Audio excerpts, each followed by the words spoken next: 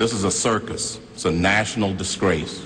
It is a high-tech lynching for uppity blacks who in any way deign to think for themselves. Romney wants to he said in the first 100 days, he's going to let the big banks once again write their own rules. Unchain Wall Street.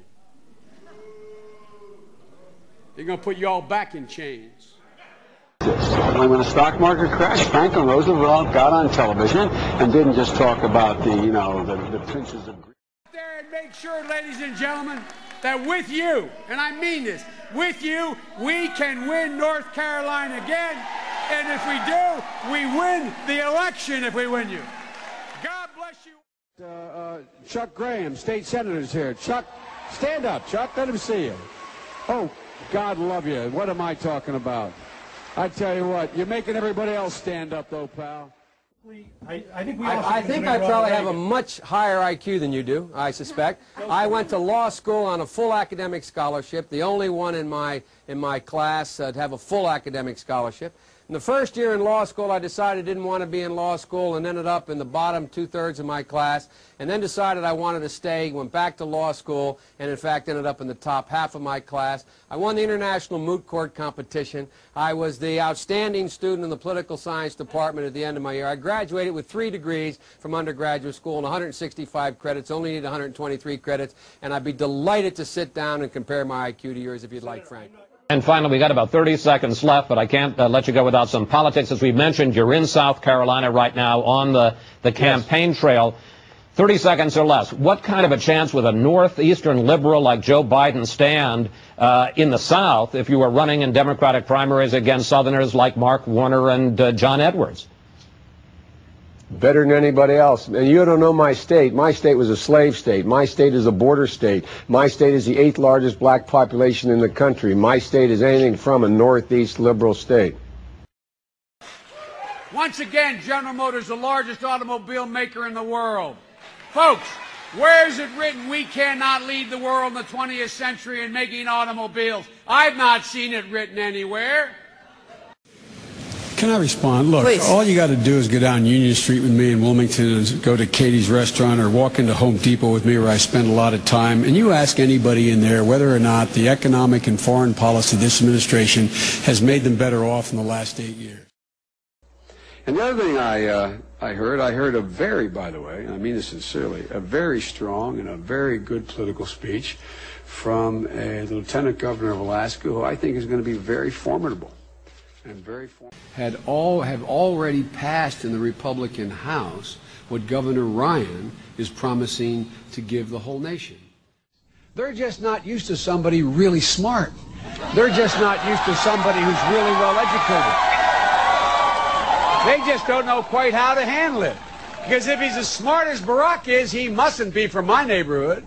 I mean, you got the first sort of mainstream African American who is articulate and bright and clean and a nice looking guy. I mean, that's a storybook, man. You cannot go to a 7-Eleven or a Dunkin' Donuts unless you have a slight Indian accent. I'm not joking. Oh, gigantic.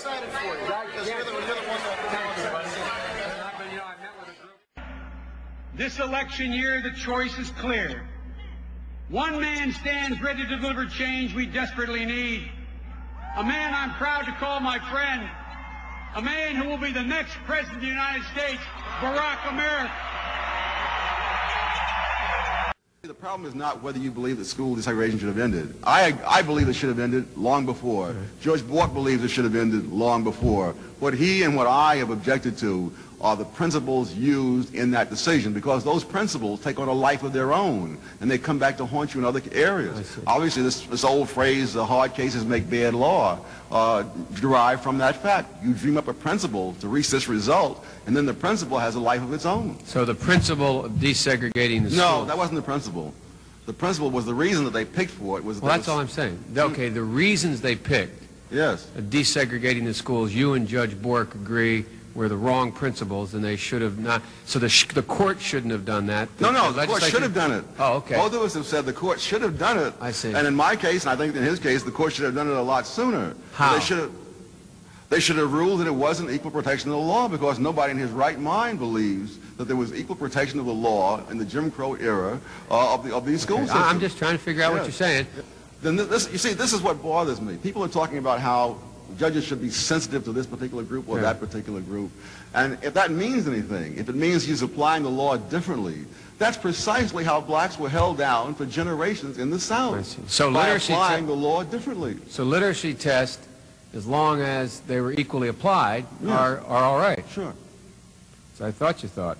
I gather from your comments about MIT and Harvard that you don't think there's enough blacks out there who are qualified to fill the number of vacancies allotted for them in those schools. Is that right? Is that what you're saying? Well, the word qualified really is misleading. I got it. So, but my point is, you believe there are not enough black women and men out there that are the same as white women and men to be able to go through Harvard and MIT. Yes, what you're saying? Not a question of what I think. It's a factual matter. So factually, you're saying factually there are not enough. Factually, this study's already been done by Clitgard at Harvard, and the figures are all there. Anyone can look them up. Okay, no, I just want to hear from you. In the president's sense of a distressed company, he says everybody's in on the deal. GM and Chrysler had to make some tough decisions. They shed some dealerships. They closed plants, 2 in my own state. Auto workers lost their jobs, a heck of a lot of them.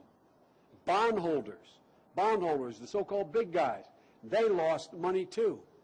But everybody was in on the deal. We want to take money and put it back in the pocket of middle-class people. Anybody making over $250,000 is going to pay more. You got it. It's time to be patriotic, Kate. Time to jump in. Time to be part of the deal. Time to help get America out of the rut. Pas 30%. 75%. Not 30. 75. 75. Ah ouais. Wow, yeah, that's different. Bon, là, c'est vrai que c'est pas pareil quand même. Yeah, 75. 75%. Well, you know, wow. God bless America. God bless. Que Dieu bénisse les États-Unis.